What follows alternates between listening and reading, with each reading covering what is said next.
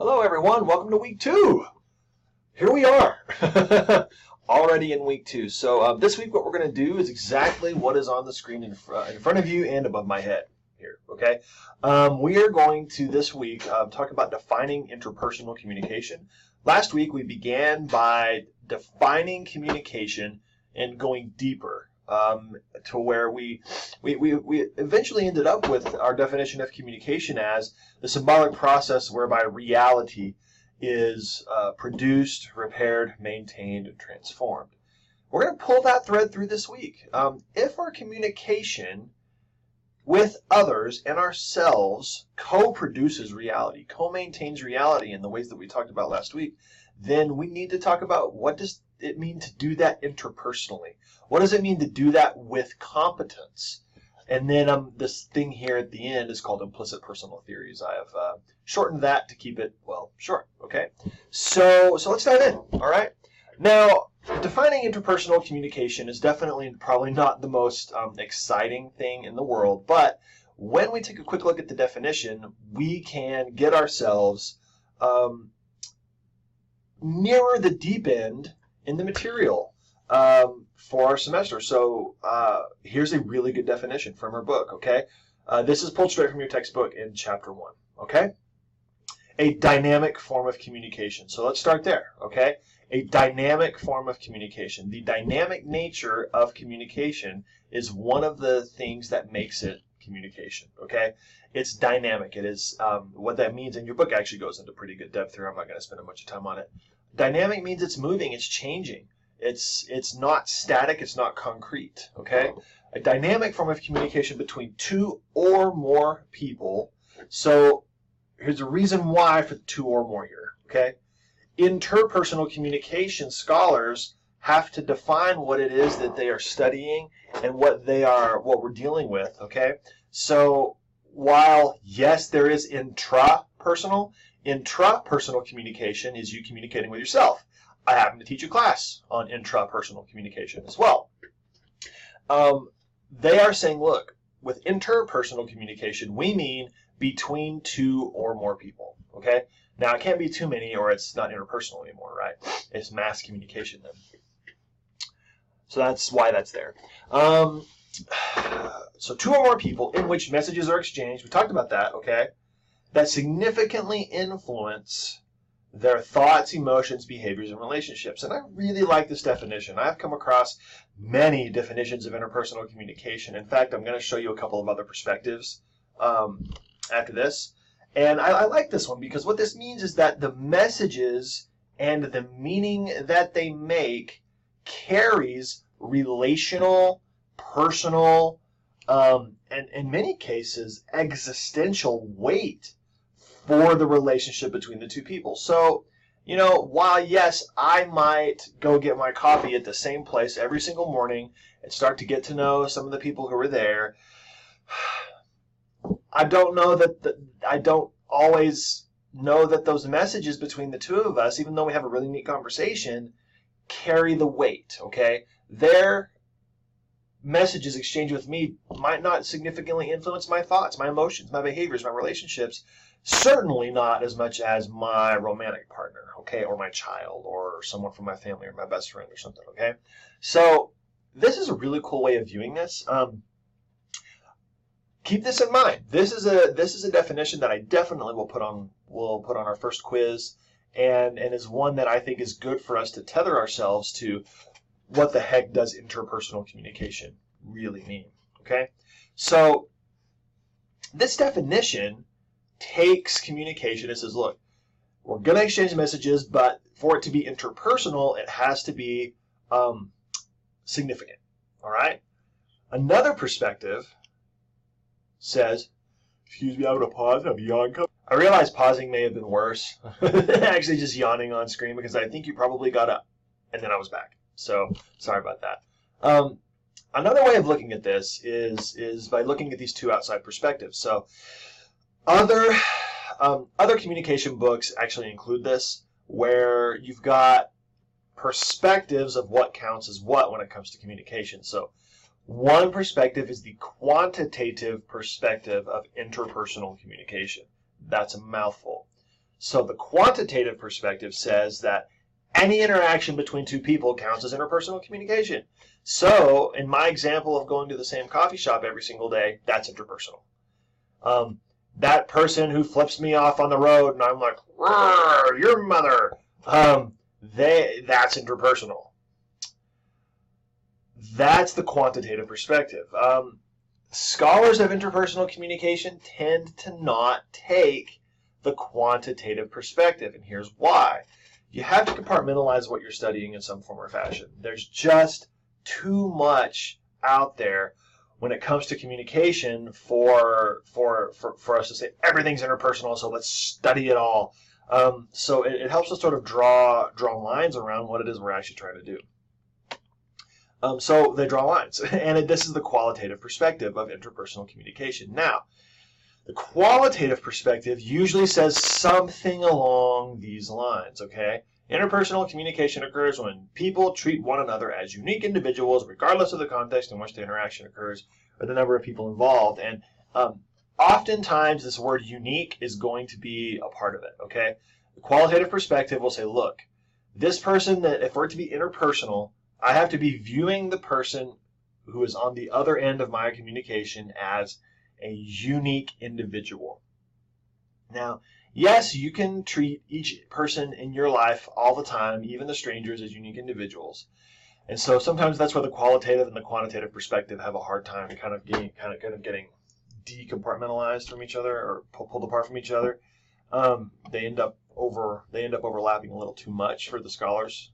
So the qualitative perspective, though, is where the definition that we talked about from our textbook would fit, okay?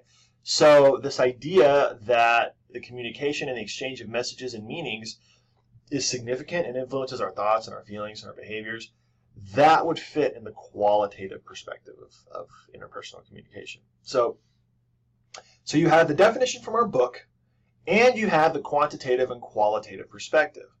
Well, okay, Brandon, what about the times that like with my romantic partner or my family or my friend who I've been friends with for a decade or more? Does that mean that every single piece of communication has to do this thing where like it significantly influences my thoughts, emotions, behaviors, and relationships? I mean, wouldn't that be a lot if every single time you talk to your romantic partner, it significantly influenced your thoughts, your emotions? Or maybe with your best friend, you know? It's like, yeah, okay, we're unique individuals and everything, but wouldn't that be a lot? Well, yes, it would, okay? Which brings us to this idea of impersonal communication. So, I'm just going to yawn this time. Sorry. So, impersonal communication can happen in an interpersonal relationship, okay? So impersonal would have minimal impact on thoughts, emotions, behaviors, okay?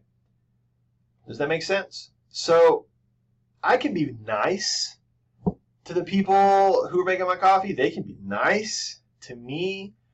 And I find that unless I actually know them, and I know some people go to the same place forever, and you really do end up like connecting with someone who's doing that, if you're the one who's making it or if you're the one who's doing the buying. But for the most part, for me, the times I've worked in positions like that, I've learned how to do the banter to make the people feel comfortable when in reality it's actually impersonal. And impersonal is not always bad, folks. Sometimes you have to have impersonal communication. So it can be disconfirming for the receiver if they're expecting interpersonal communication, okay?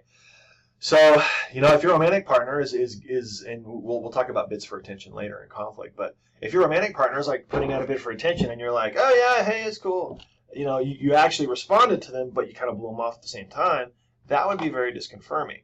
The impersonal side of this treats people in terms of their social roles instead of regarding them as a unique person. Now, again, you can treat someone as a unique individual, but how much do you actually know of them? How much do your messages really significantly impact their thoughts and their emotions? Okay.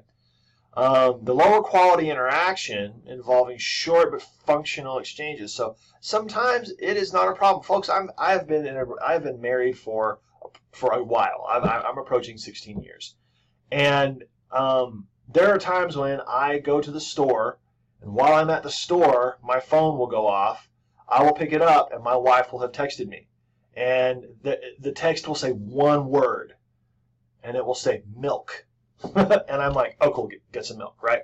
That's an impersonal piece of communication. That was perfectly functional, right? It was low quality, right? She did not have to text me and say, Brandon, love of my life, apple of my eye, I am so glad that we have each other. While you are at the store, please pick up some milk, and joy will fill my heart. No, like you text milk, and you're like, okay, cool, So,